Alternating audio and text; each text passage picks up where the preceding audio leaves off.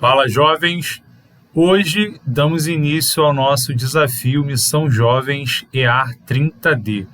E hoje teremos a resolução da questão do dia 1. Bom, hoje nós vamos resolver uma questão que envolve a trigonometria no triângulo retângulo. Só que antes da gente resolver a questão, vamos bater aqui um papinho sobre a trigonometria no triângulo retângulo, tá bom? Primeiro tópico, para você relembrar, o que define, o que faz com que o triângulo seja chamado de triângulo retângulo, tá bom?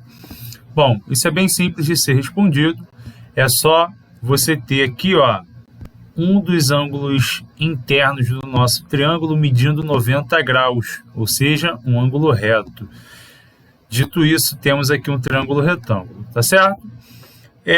E no triângulo retângulo, a gente tem aqui as razões trigonométricas, certo? Vamos relembrar aqui rapidinho, Nós temos 3 razões trigonométricas. Nós temos aqui o seno, nós temos o cosseno e nós temos aqui a tangente, beleza?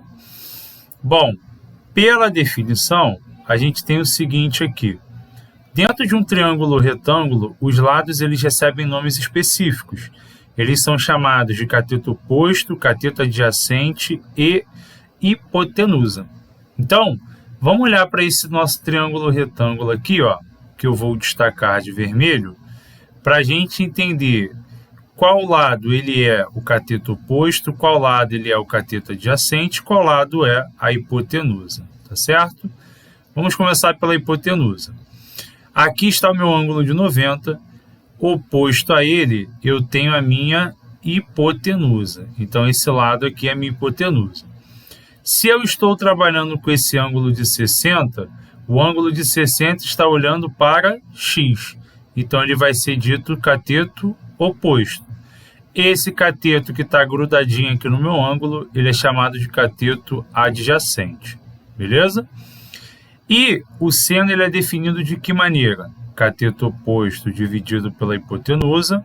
O cosseno, cateto adjacente dividido pela hipotenusa. E a tangente, cateto oposto sobre cateto adjacente. Muitos alunos têm dificuldade em gravar essas razões por algum motivo. Então, a gente sempre ensina isso aqui, o soca-toa. Como é que funciona aqui? Seno oposto sobre hipotenusa, cosseno adjacente sobre hipotenusa e tangente cateto oposto sobre cateto adjacente. Perfeito? Então, acho que já deu para relembrar alguma coisinha de trigonometria. Vamos agora, de fato, à resolução da questão. Observe o seguinte, o primeiro passo é você enxergar que esse ângulo que eu estou marcando ele é um ângulo de quantos graus? 120 graus. Perfeito? Por quê?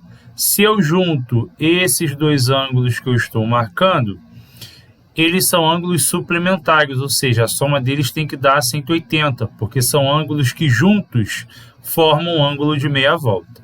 Perfeito? Agora observe esse triângulo que eu estou marcando de azul, ok? Bem sabemos que a soma dos ângulos internos de um triângulo tem que ser igual a 180 graus, perfeito?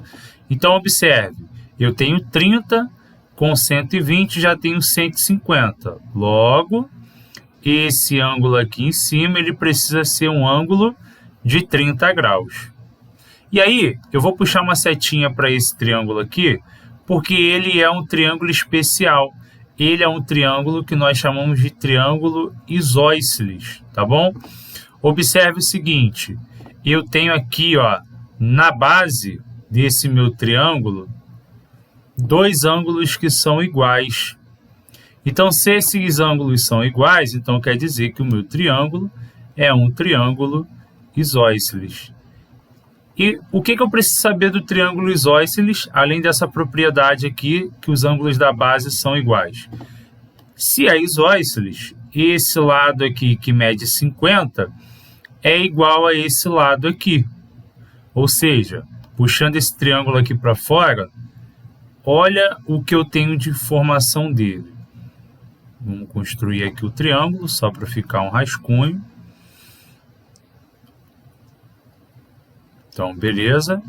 Construindo o triângulo aqui, vamos passar as informações que a gente tem dele para cá. Então, esse lado eu sei que é x, aqui é um ângulo de 90, aqui é um ângulo de 60, aqui nós descobrimos que vale 50, perfeito? E aí aqui ele quer saber qual é a área desse triângulo. Então, a gente precisa descobrir quanto vale a base e quanto que vale a altura. Aqui eu vou usar um macete muito utilizado quando os ângulos do meu triângulo são 60, 90, logo esse aqui em cima é quanto? 30. Existe uma propriedade que vai dizer o seguinte: o cateto que está oposto ao ângulo de 30, ele obrigatoriamente é metade da hipotenusa. Ou seja, se a minha hipotenusa é 50, esse meu cateto vale 25. Agora, esse meu cateto, denominado x, ele está oposto ao ângulo de 60. Então, esse x vai ser quem? Metade da hipotenusa, que é 25, multiplicado pela raiz de 3. Então, observe que agora eu já tenho tudo que eu preciso para calcular a área desse meu triângulo.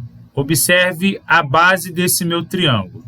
A base desse meu triângulo é 50 mais o valor de y que a gente encontrou aqui e vale 25.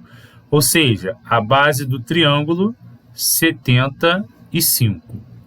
Já a altura desse meu triângulo é essa medida de x que nós acabamos de encontrar.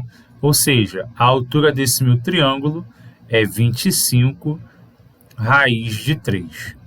Ou seja, para que a gente encontre a área desse nosso triângulo, o que devemos fazer?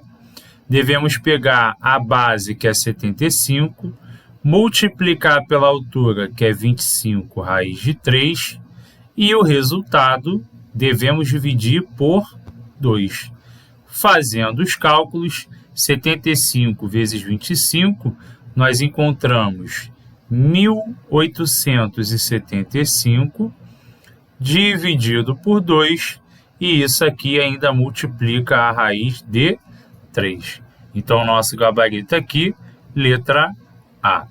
Perfeito, jovens? Espero que eu tenha sido claro na resolução da questão. Qualquer dúvida, você pode me sinalizar tanto pelo direct ou pelos comentários. Tá certo? Então, muito obrigado por participar do primeiro dia do desafio e espero você nos próximos dias. Grande abraço.